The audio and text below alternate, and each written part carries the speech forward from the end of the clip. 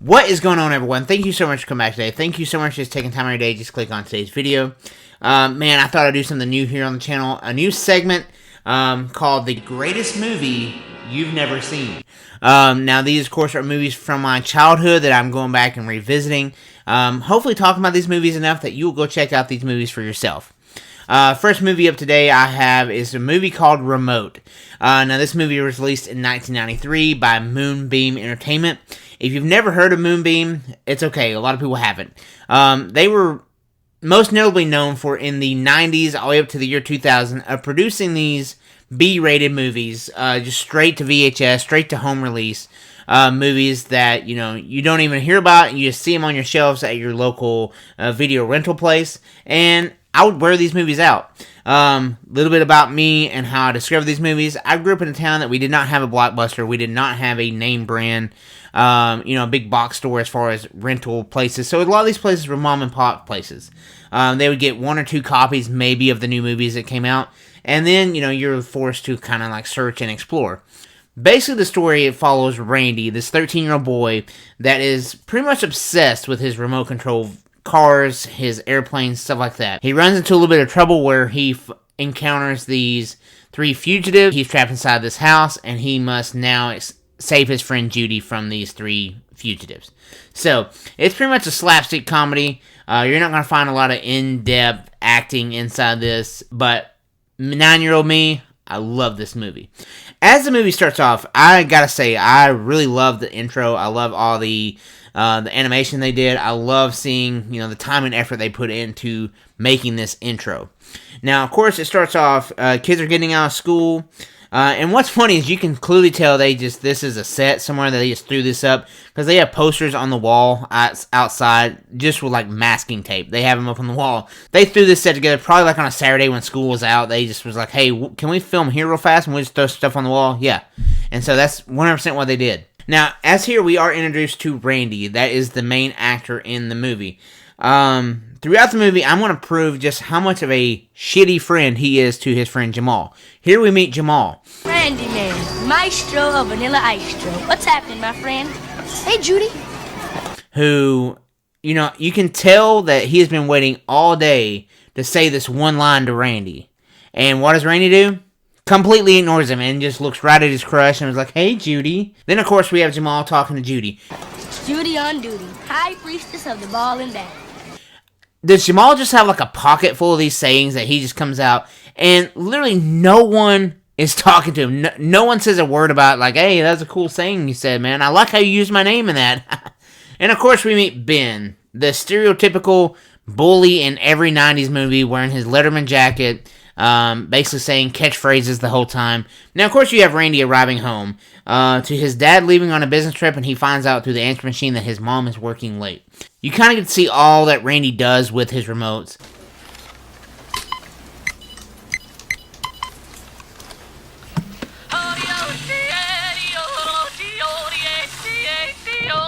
Imagine how much work you had to do just to put this guy in the cabinet, just to bring you a bag of chips whenever you wanted it. And of course we have Ben shows up, who lives directly across the road from Randy. And you find out pretty quick that Ben's not down for that recycling shit.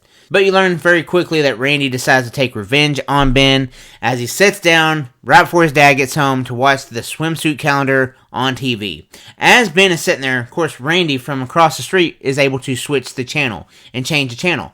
And this whole section here is just so cliche, B-rated movie, where Ben would be like, what? And of course the channel would change back. And then of course you have Ben.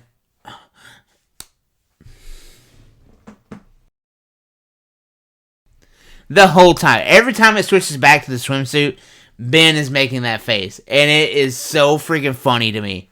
One thing you learn very quickly is Randy has a remote that controls everything. He has a remote to control the TV, other people's TV. I literally have 3 remotes that controls one of my televisions. Here we see Randy and Judy there is going up to this model home. It's not open yet. It's just a show home to sell this development of this neighborhood. They go up there, they climb up in the attic, of course, to race their model cars. There's this ductwork that's set up that goes perfectly around the whole entire attic that they race their cars around it.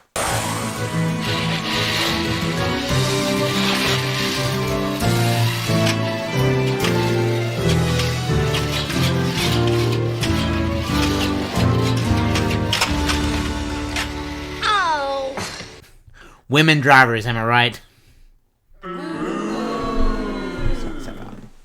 Here we have Randy, who helps out Judy, who has flipped over her car. And how does Judy repay him? With a little kiss. How does Randy react? Damn it, Judy, I almost lost my plane. You know what? Get your head out of your ass, Judy. We're up here to fly planes. Of course, Randy returns back home and turns on the TV with his remote. And you hear this news article come on that of these 3 criminals that are at large for robbery. Thank goodness that Randy turned on the TV when he did, or we'd never know about these guys. Of course, Ben shows up at Randy's window doing his best Biff Tannen, calling him a butthead every sentence he gets. Hey! Payback time, butthead. Tell him that he's taking his model plane and that he is going to bring the remote to school and he's going to fly the plane.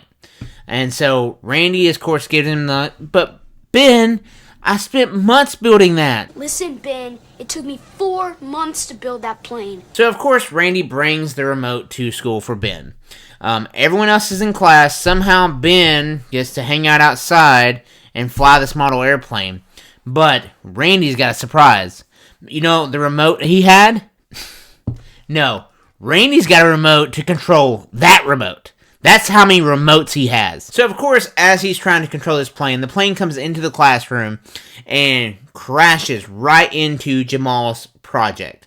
I told you, Randy's a shitty friend to Jamal. So when Randy gets home, of course, he has a message on the answer machine from his mom saying that the school called. When she comes home, she's confiscating all his remotes. So this freaks Randy out. So he decides to take all of his models to this open house that they've been hanging out in. He straps all the remotes to his bike with the help of Judy, and they drive all these remote control vehicles, the airplane, the helicopter, everything up to this model home. What I love about this is that he's able to control all of these different models, all these race cars, and be on a bicycle. That takes a lot of talent. But he couldn't fly a airplane inside of a open classroom to not hit Jamal's project. This is what I'm saying, is he's a shitty friend. Now here we're introduced to the 3 criminals. We have Dale, Richie, and Lewis.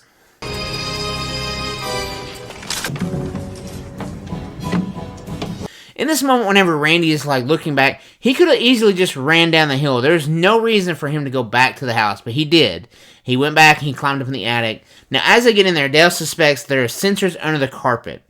So he puts the very famous Morley's cigarette pack. Fun fact about this, I didn't know anything about this. I thought I was just going to make fun of this Morley pack that kind of looks like a Marlboro pack. But no, as I'm doing research for this is crazy, that this company actually makes fake cigarette packs for movies to use. And you can still purchase these packs to this day. And so, as I went on their website, there's just a ton of movies that Morley and was listed in, TV shows. Most famously, X-Files is the pack of cigarettes that Chandler smoked in Friends. And as I'm going through the list of movies and TV shows, Remote is not even on there. There is no mention of this being used in the movie Remote. So it's kind of sad. But like I said, Dale puts down these cigarette packs on these safe spots that are safe to step inside the house to not set off these sensors that's underneath the floor as far as the security system goes. Meanwhile, we have the real estate agent driving up. What I love about these B-rated movies is they do not give 2 shits about their acting. They don't care. One of my biggest pet peeves of watching any movie is someone immediately calling someone on the phone and then immediately start talking. Like, there's no delay, there's no, like, hesitation, there's no, because anytime I call someone, it's always like,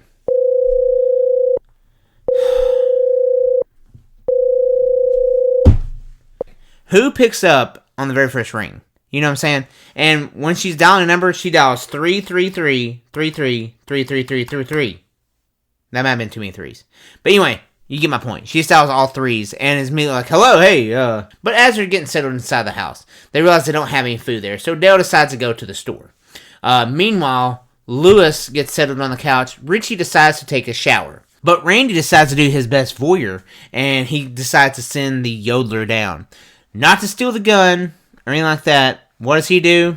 He puts a thumbtack in Richie's shoe.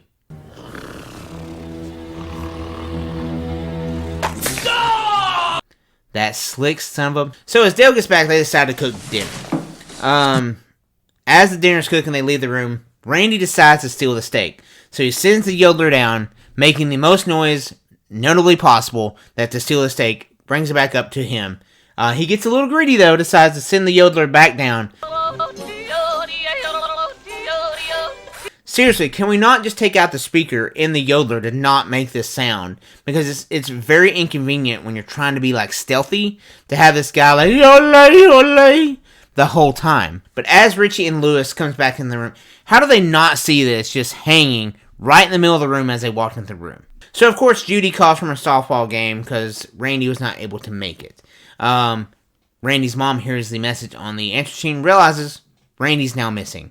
So she must go try to find Randy. So she's looking in his room, all of his models are gone, and then she realizes, was I a bad parent? She tries to call Judy back, but Judy, of course, has already went to bed. Meanwhile, back at the house, Randy and the boys decide to settle down for the night and get some shut-eye. The next morning, Judy calls Randy's mom and tells her that she's not seen him, he's not with her. That's when it becomes a missing person. So Judy decides to go back to the model home because she knows that's where Randy would have took all of his stuff. She runs into Dale, Lewis, and Richie, and they take her hostage. What I love about this is Randy sees all this and decides to suit up like he's freaking Arnold Schwarzenegger in Commando, just like loading everything he possibly can on him. He knows he's here for war. But as they try to leave, Randy has a remote for the garage door. Seriously, why has he not marketed this and sold this idea? He would make millions and millions of dollars. Their plan of kidnapping these kids is to use them as bargaining chips to get through roadblocks later on down the road.